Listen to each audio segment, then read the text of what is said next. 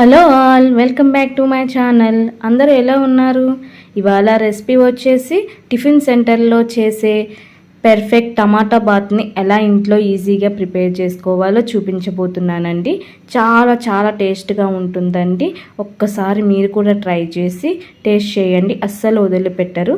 ఇప్పుడు దీని తయారీ విధానం చూద్దాము.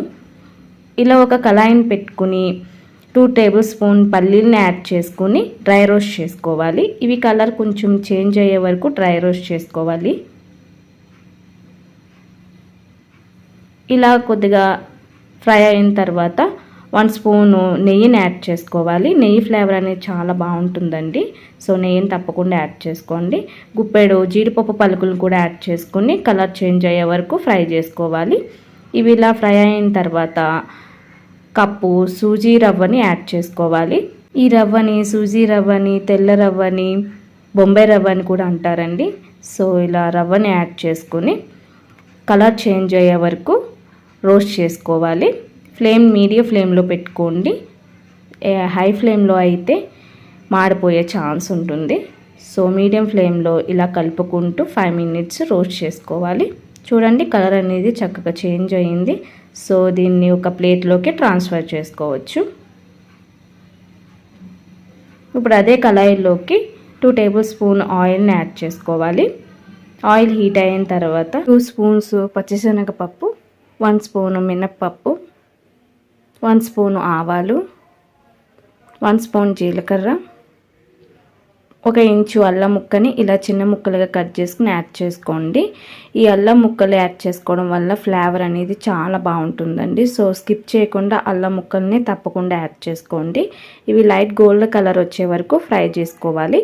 ఇలా కొద్దిగా ఫ్రై అయిన తర్వాత కొద్దిగా కరివేపాకుని యాడ్ చేసుకుని చిటిపెట్టలాడనివ్వాలి. ఇలా కొద్దిగా వేగిన తర్వాత 2 పచ్చిమిర్చిని ఇలా చిన్న ముక్కలుగా కట్ చేసి యాడ్ చేసుకోవాలి. 1 ఉల్లిపాయని ఇలా చిన్న ముక్కలుగా కట్ చేసి యాడ్ చేసుకోవాలి.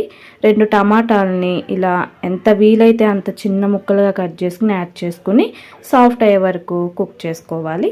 ఇది త్వరగా సాఫ్ట్ అవ్వడం కోసం రుచికి సరిపడా సాల్ట్ని కూడా యాడ్ చేసుకుని 1/2 స్పూను పసుపును కూడా యాడ్ చేసుకుని ఫ్రై చేసుకోవాలి. ఇప్పుడు క్లోజ్ చేసేసి మీడియం ఫ్లేమ్ మీద ఫ్రై చేసుకోవచ్చు. చూడండి, చక్కగా ఫ్రై అయిపోయాయి. ఇలా నొక్కి చూడండి టమాటో అనేది సాఫ్ట్ అయిందో లేదనేది. చూడండి, చక్కగా సాఫ్ట్ అయిపోయింది. ఇప్పుడు 1 కప్పు సూజీ రవ్వకి 3 కప్పుల వాటర్ని యాడ్ చేసుకోవాలి. ఇలా 3 కప్పుల వాటర్ని యాడ్ చేసుకుని సాల్ట్ చెక్ చేసుకుని సాల్ట్ సరిపోతే అడ్జస్ట్ చేసుకుని బాగా కలుపుకొని క్లోజ్ చేసేసి ఈ వాటర్ అనేది బాయిల్డ్ అయ్యే వరకు కుక్ చేసుకోవాలి. చూడండి, ఇలా రోల్ బాయిల్డ్ అవ్వాలి వాటర్ అనేది. ఇప్పుడు సూజీని యాడ్ చేసుకోవాలి. మనం డ్రై రోస్ట్ చేసుకున్న సూజీ రవ్వని యాడ్ చేసుకోవాలి. ఇలా కలుపుకుంటూ కొంచెం కొంచెం యాడ్ చేసుకోండి, లేదా ఉండలు కట్టేసే ఛాన్స్ ఉంటుంది. సో కలుపుకుంటూనే రవ్వని యాడ్ చేసుకోండి. ఇలా బాగా కలుపుకుంటూ మీడియం ఫ్లేమ్ మీద 5 మినిట్స్ దగ్గరికి పడేలా కుక్ చేసుకోవాలి.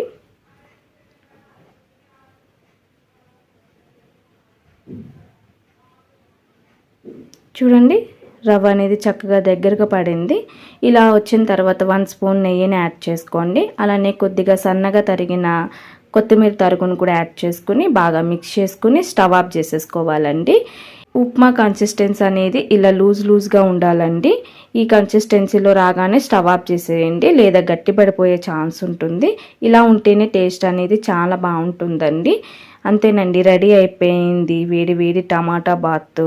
చాలా చాలా బాగుంటుందండి. సో తప్పకుండా ట్రై చేయండి. మీకు ఎలా వచ్చిందో నాకు కామెంట్ చేయండి, లైక్ చేయండి, సబ్స్క్రైబ్ చేయండి. Thanks for watching.